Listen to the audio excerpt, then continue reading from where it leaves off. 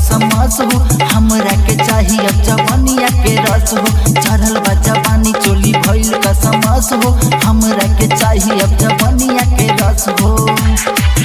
अब झाड़ दना लहंगा के झोल के ए जीजा तनी ले लना एक बेर खोल के ए जीजा तनी ले लना एक बेर खोल के चढ़ल बा जवानी चोली भइल कसमस हो हमरा के चाहिए अब जवानिया के रस हो अब झाड़ दना लहंगा के झोल के ए जीजा तनी ले लना एक बेर खोल के ए जीजा तनी ले लना एक बेर खोल के मनीष रक्सौल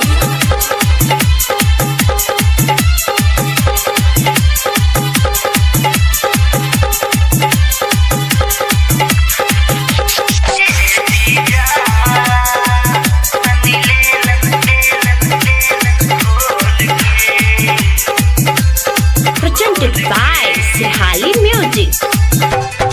पानी जवान हमर बिगड़ेला मनमा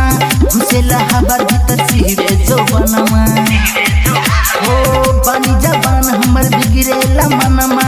घुसेला हवा भीतर सिहरे जवानमा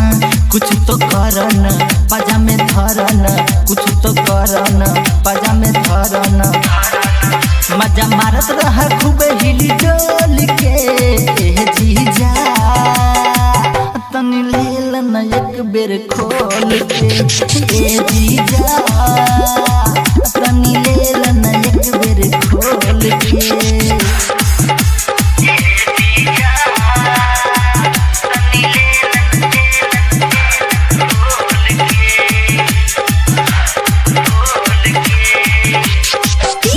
Manish Rexon, presented by Sehali Music.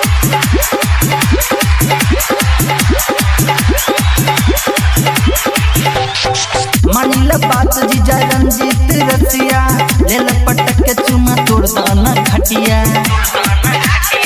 मानिल बात जीजा रंजीत रसिया लेल पटक के चुमा तोड़ दाना खटिया देरी लगा बन कोरा उठा बन देरी लगा बन कोरा उठा बन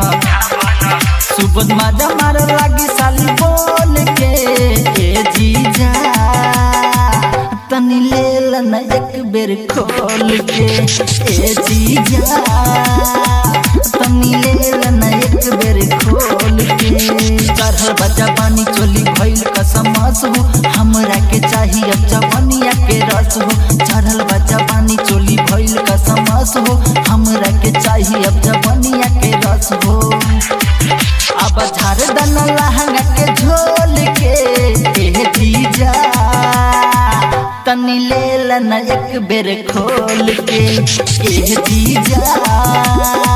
तनी ले लना एक बेर खोल के चढ़ल बा जवानी चोली भइल कसमस हो हमरा के चाहिए अब जवानिया के रस हो